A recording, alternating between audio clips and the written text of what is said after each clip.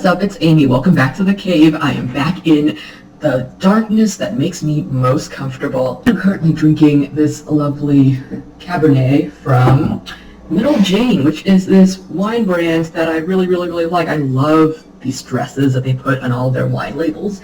It is just so cute. Anyways, it's one of my favorites that they sent in my wine delivery this time, so I am currently drinking that. And I was actually going to film this whole thing while eating this, because it just came today from Costco.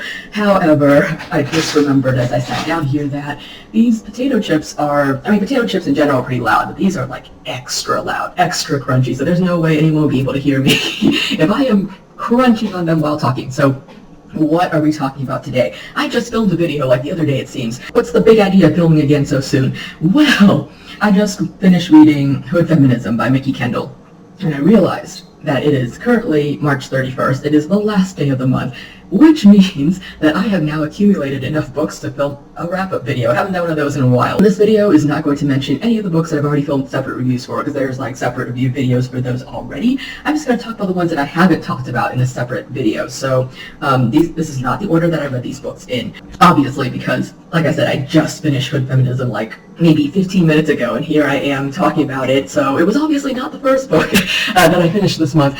This was the book that we chose to read for book club at work this month, because it's Women's History Month, and we were like, you know what, we're just gonna pick this book, and we think it's a good choice for our discussions. And it also happens to be the book that Greg picked for his Discord for their buddy read of the month, like the nonfiction one or the facts book, because like he had several fiction ones going on as well. Just coincidentally turned out that way, so I got to read one book for two different assignments essentially. This book was marketed to me as like a series of essays, but I don't really see them as separate essays. Like, I mean, I read several nonfiction books before that consist of a bunch of essays just kind of collected together in one volume, but they always feel to me like, especially because they have like one constant overarching theme, they feel more like they are chapters just in one book, which you can kind of call that too.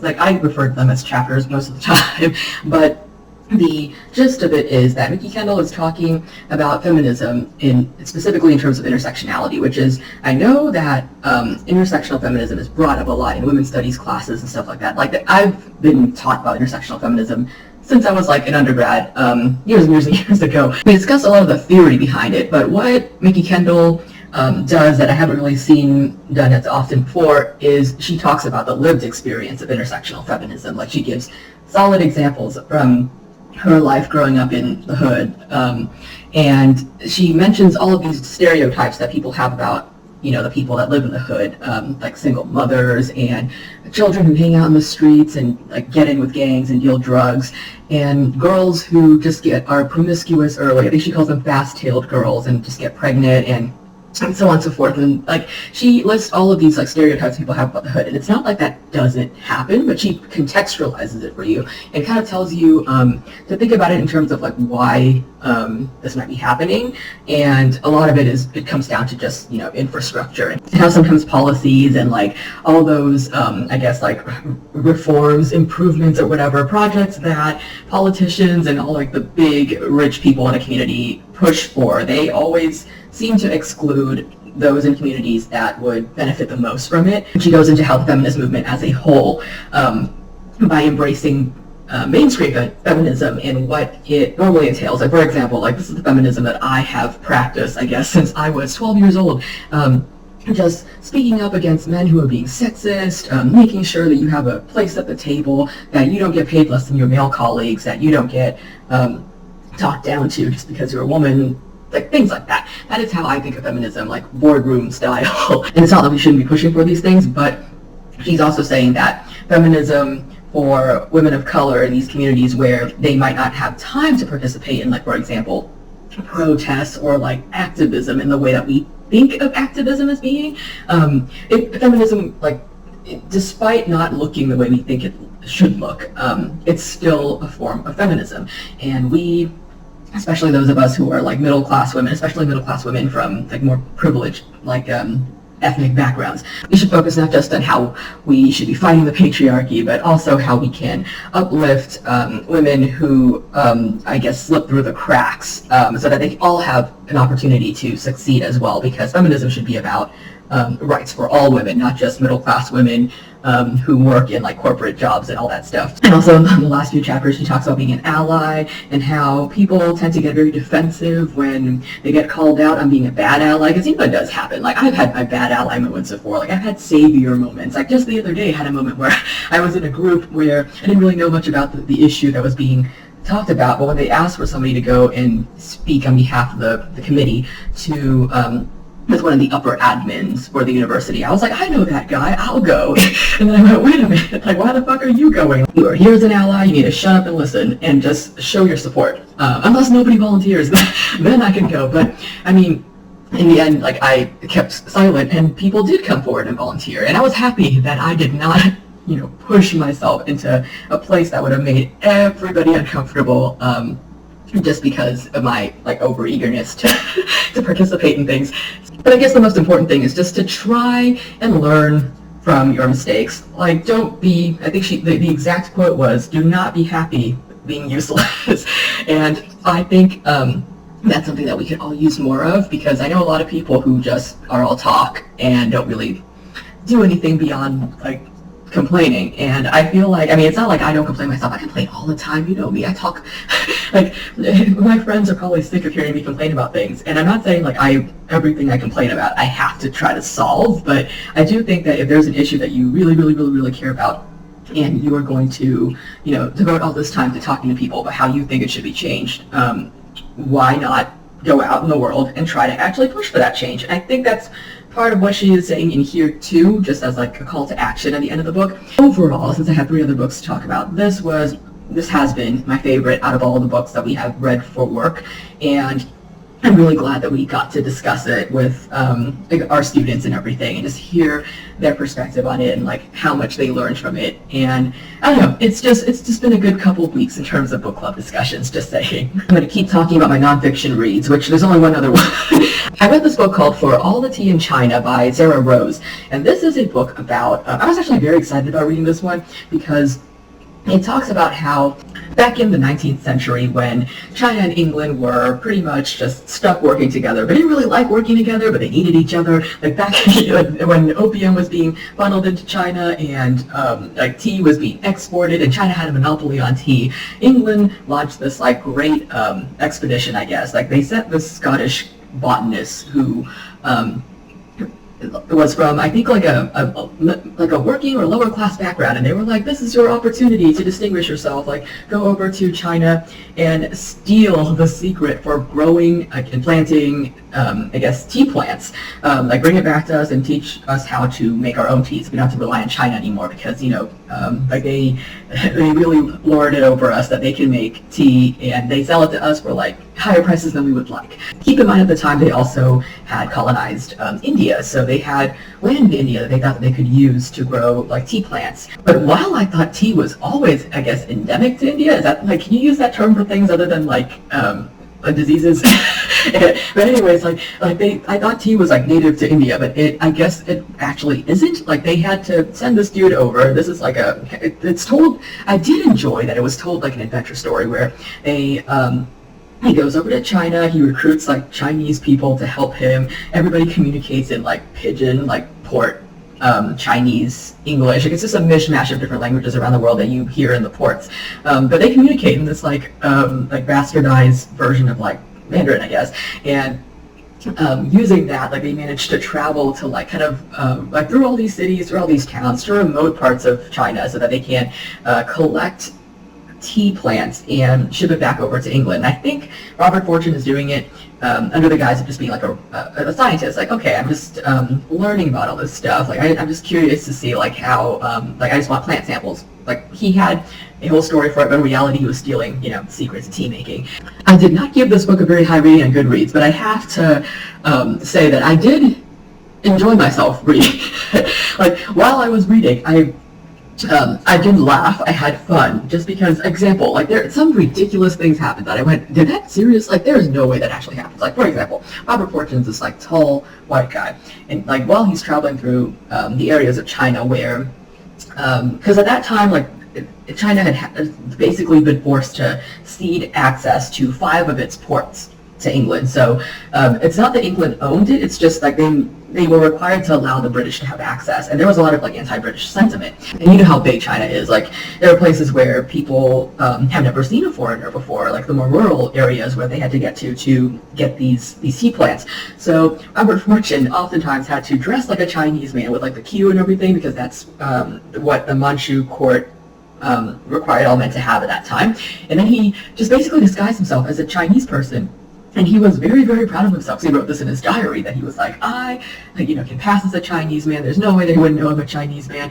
And I don't know, it's just, I'm just cackling, imagining this like tall white dude dressed as a Chinese guy going through rural areas of China to steal tea plants.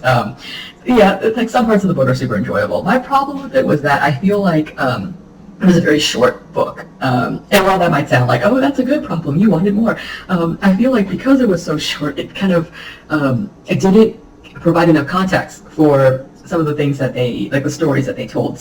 So for example, there's some scenes that are told from Robert Fortune's like perspective, where he's talking about how he's on this ship and like they get invaded by, I forgot if it's pirates or like basically they just get invaded, and like it was his bravery that drove off these pirates. And I think the river pirates, can't really remember, but basically essentially the Chinese crew came out and like kowtowed to him, and he was like, oh man, like they kowtowed to me. And I mean, it surprised him, and he was also kind of like yeah, like I'm the shit. And I understand that she could not find information like from the Chinese perspective, but I feel like, and like it's not like she doesn't do this at all. Like she does say several times like, oh, this is a stereotype, so on and so forth, but I feel like she didn't do it enough. So it just sounded like it read too much like in 19th century adventure story, like as in the kinds that were actually circulating around in the 19th century, where it is through the lens of a Westerner, written for a Western audience. So that was my main complaint with it. And plus, like, it didn't really introduce any information that I didn't already know, except for, the details on how to plant, grow, and harvest tea to make black and green tea, which are the two that they focused on. And how to, like, I guess, transplant that into, like, a foreign country, in this case, India, and take advantage of, like, their soil and everything to grow more tea plants. And, yeah, that part was fascinating. I like all that stuff. I didn't know black and green tea came from the same tea plant, so that was really cool for me. But, like I said, I had other problems with the book, so overall, great introduction to the topic, but I would recommend that you go read more books on the subject if you're interested in it. Next book, I'm going in a random order now based on what pops in my head first. So I read Children of Time by Adrian Tchaikovsky, and this was the sci-fi buddy read for the month for Greg's Discord. And this book, I remember like when they first were talking about reading it, everybody kept talking about giant spiders, and I was like, giant spiders? Like, okay, I don't like bugs. I hate bugs. In fact, because of the warm weather, I've been opening my blinds every day and seeing almost a different type of mystery bug hanging out there, like every other day at least. Like yesterday there were 2 mystery bugs. They were identical mystery bugs, but they were, like, I had no idea what they were. And I was like, what the fuck are these things? They're just hanging out there. And it's part of, like, just being in Texas and dealing with, like, the warm weather and the rain being around at the same time. Like, I dread the day when roaches start appearing. Like, I'm not saying, like, we get, like, giant infested, knock on wood, but I'm saying, like, every year there comes a time when a roach will appear, and then I'll be like, and I tell all my coworkers, all my friends, like here and back home and everything, I'm like, oh my god, I saw a roach, and like the people here are just like, well, it's summer, it's that time of the year, and then I call the exterminator. I call maintenance, and they call the exterminator, but basically every year there comes a time when I have to call an exterminator. And the other day I was walking, actually, it was yesterday, I was going up the stairs with like a giant package, and I looked down, it was my wine delivery, to be exact, and I saw this huge moth, like the kind of moth that is like the Silence of the Lambs type of moth. It's like this, but like that one is a bit flatter. This one was like bigger. So I guess like at least it wasn't the ugly moth. There's like the ugly moths that I cannot stand. This is a butterfly-looking moth, but it was still a moth. And I went, holy fucking shit! Like that thing's the size of my hand. I wouldn't say my face, but I have a pretty big face, so it's about the size of my hand. It was really big. Like so. Okay. Point is, I hate bugs, but spiders are a different story. Like I cannot say I hate spiders. I can't say I like them either. They're just kind of there. As long as they don't get in my space, I'm probably going to leave them alone. Like if a spider crawls up, like the other day, I squashed a spider on my couch because it tickled my arm, and I was like, is my hair falling out? What's going on? But it was a spider, and I like immediately like just instinctively did that. Like, and and it died right away. And I went, fuck, I didn't mean to do that, but, you know, it was, like I said, it was too close for comfort. But for the most part, if a spider is, like, on the ceiling, in the corner, just chilling, I will leave it alone unless it's, like, poisonous, like, obviously poisonous. But yeah, for the most part, spiders are okay. Like, if this book had been about, I don't know, a giant roach or a giant beetle or something other, some other creature that I hate, I would not have read it. But because it's a spider, I can deal with it. Plus, I didn't know exactly how it was going to be presented. I was like, okay, it's going to be like Shelob from Lord of the Rings, where she appears and, like, she's an enemy, or like in Harry Potter, where, like, you kind of have, like, a conference with them for a bit and then leave, and it's just, they're not really, like, main characters, they disappear. But I was very wrong, because in reality, this book, so here's the premise. So basically, it's the future, and humanity has managed to get out into space, and they're terraforming entire planets, like Star Trek style. And they're preparing it for when humans are going to migrate there, and like just basically kind of creating a place where people can go to in case the Earth, I don't know, craps out or something. And sure enough, something big happens at the beginning that requires everybody to, like, leave the Earth and get over to these other planets. Because humans, you know, being who we are, we were, like, too busy fighting each other. Human race is essentially almost wiped out.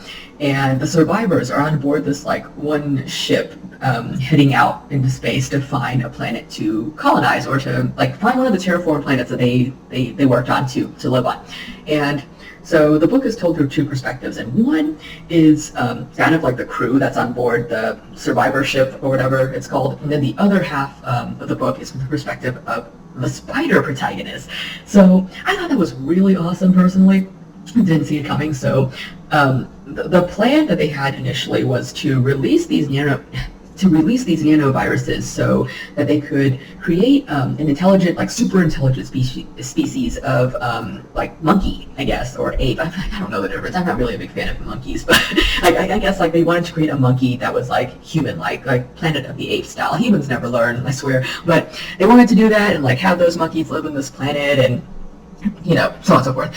And it was supposed to be like a massive, like, laboratory, like planet-sized laboratory. And instead, because this massive fight between the humans on this space station happened at the beginning, they ended up releasing the nanoviruses on this planet without the monkeys there. And in the end, the creatures that responded best to the nanoviruses were the spiders, and, like, some other insects as well. But the spiders were the ones that responded to it best, so they started becoming intelligent, and you start to see, like, the book spans 2,500 plus years, so you're seeing it's the same crew, the same human crew, because they go to sleep and then they wake up and they're the same age, and the ones who are awake longer are older, like, as you start to see. And in terms of the spiders, like, you see different generations of spiders, so it's like this, they refer to, like, deeds that their ancestor did. Their ancestor is, like, the protagonist whose perspective you read through in the earlier chapters, and you get what I'm saying. But you see the development of the spider society, and as they become more and more intelligent, as they evolve, they start to like, adopt religion, create weapons, go to war with the ants who are their enemies, and it's just so fascinating. What's most fascinating is that despite going to war and you know, having very human tendencies to survive and fight and, you know, claim your space and all that crap, like, they still are, I would say, more human than humans. Like, I can't really explain it. It's just they have this value for life that I feel like an actual human just does not possess, at least not in this book. Actually, no, in real life as well, but but yeah.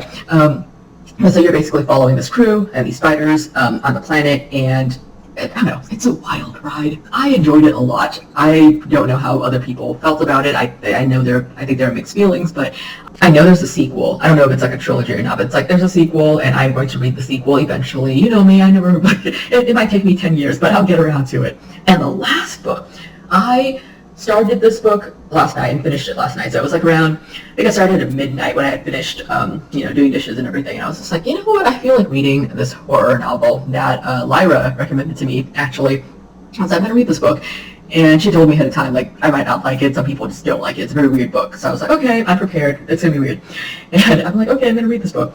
And part of me, I just talked to my mom before that. And she always asks me, like, right before we hang up, like, well, what are you going to do now? What are your plans for the rest of the night? I'm like, I'm going to read a horror novel, whatever. And she goes, like, you're going to regret that someday, starting a horror novel so late at night. And I'm just like, whatever. Like, if I react badly to it, I'll end early or whatever. But, it's me. I can never control myself. Like, if I like it, I'm just going to keep going.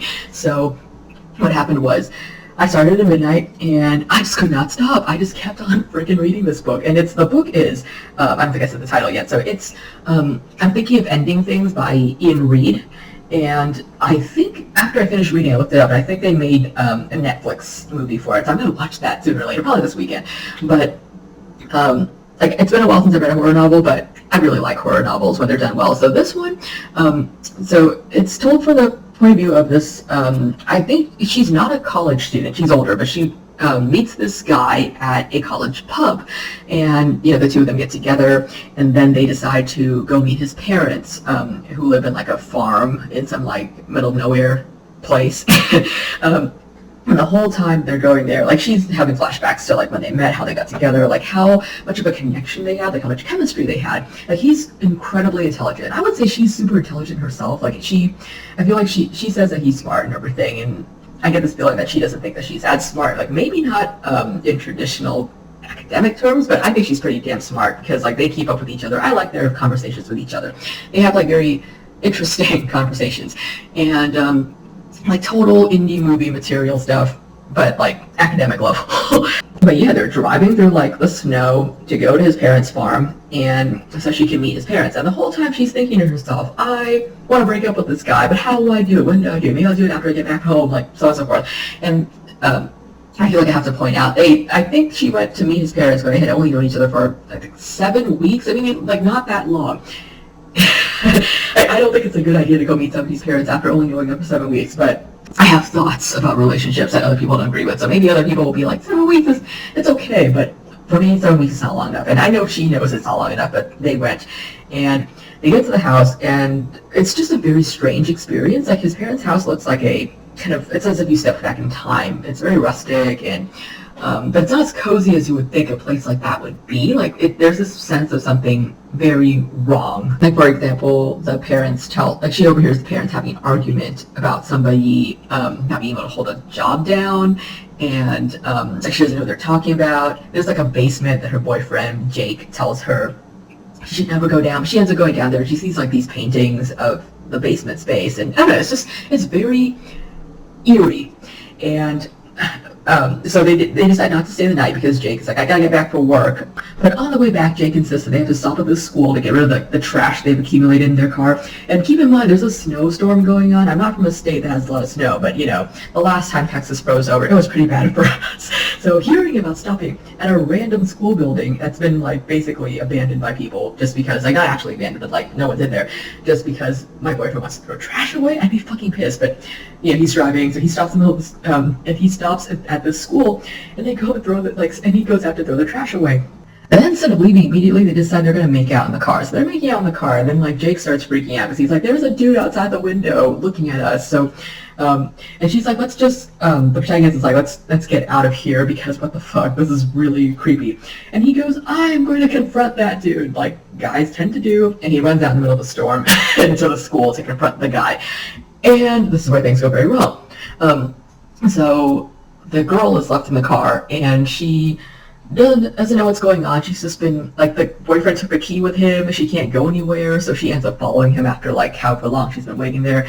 And then she goes into the school, and it just gets super freaky. Like, I don't know if you played, I can't remember, was it Outlast 2? The one with the cult, I think. Like, so, where he has, like, those random flashbacks to when they're in school, and, like, they're going down the hallways in, like, the school with the lockers, and there's, like, thing that's all shadowy and it's moving like this with all those limbs or whatever sticking out, something like that. That's what I pictured. But like she's running through the school, the lockers, and like all the doors, and like she has this feeling that this dude, like there's this gender dude that her boyfriend says was the one that was looking at them. But yeah, he's like basically she has this and she's just trapped in there, and she needs to find her boyfriend. And yeah, I'm not going to go any farther than that, because I think it's like, oh my fucking god, I think I revealed almost the whole plot. Well, not really. The main draw of this novel, I think, is just the way that it's written. Like, it makes you feel like you are going mad. And another thing I gotta mention is that she's been getting calls from this random number But it's her number, but it's like a random caller, and he just keeps repeating the same message over and over again. But she won't tell anybody, and that really frustrated me until later on in the story when I realized why that was. But anyways, I overall decided that I liked this book. Do I understand it completely? No. I said I was going to look it up so I can make sure I got the right idea about it, but I ended up not doing it. Yeah, I'll do it after this, who knows. But it really felt like, you know, Ari Aster, the one that directed Midsummer and Hereditary, it has that kind of vibe to it where it's just like really trippy, and you're just like, what the fuck am I watching? But at the same time, you're kind of like a bit scared. Like, I know I don't really scare very easily, but I was reading this, like I said, in the middle of the night, and my neighbor upstairs was awake, and he dropped something on the floor, and it was like, boom, and I went, fuck! Like, I actually said that out loud, because I was like, holy shit, like, it was so quiet in my house, and then I'm reading this horror novel, and it really sucks you in. At least it sucked me in. I don't think it works for everybody. I've heard people say that they didn't like it at all. So, you know, if you are into the kind of, like, horror where you're just, kind of, it's almost psychological, where it just feels like, there's a lot of, it's very atmospheric. There's a lot of, like slow build, no jump scares, like that kind of thing. Like if you like that, then I think you might enjoy this one. But anyways, those are the books that I read that I had not made separate review videos for. And I am going to end this now because it is fucking long. And I'm going to go and eat my potato chips because that's what I've been longing to do. So have a good night, everybody. Thanks for watching. Bye.